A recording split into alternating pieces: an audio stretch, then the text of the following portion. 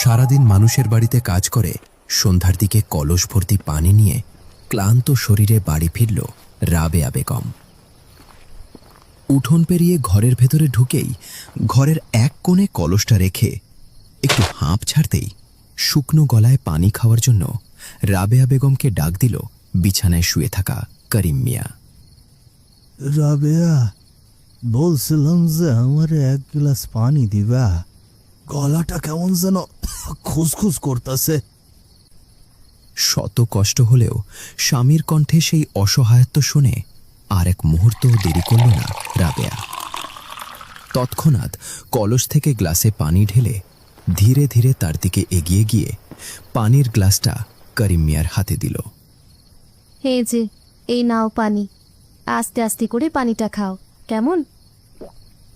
গ্লাসটা করিম মিয়ার সামনে ধরতেই হাত বাড়িয়ে গ্লাসটা নিয়ে ঠক ঠক করে পুরো গ্লাসের পানি এক মুহূর্তেই শেষ করল করিম মিয়া।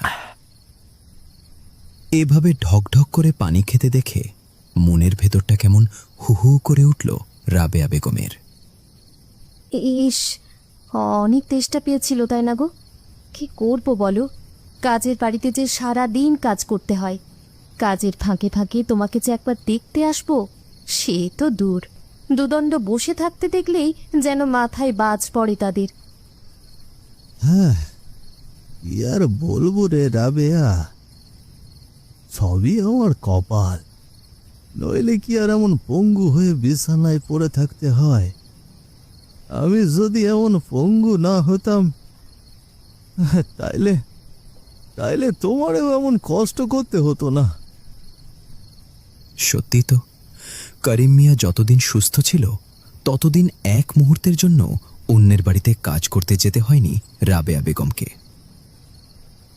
অথচ ভাগ্যের ফেরে দুমুঠো ভাতের জন্য এখন সেই রাবেয়াকেই সারাদিন পরের বাড়িতে কাজ করতে হচ্ছে।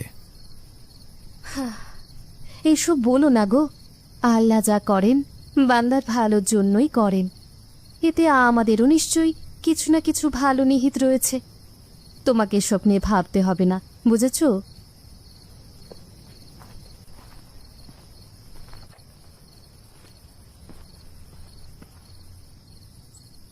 বিছানায় শুয়ে শূন্য দৃষ্টিতে তাকিয়ে পুরনো দিনের কথাগুলো ভাবতে লাগল করিম মিয়া।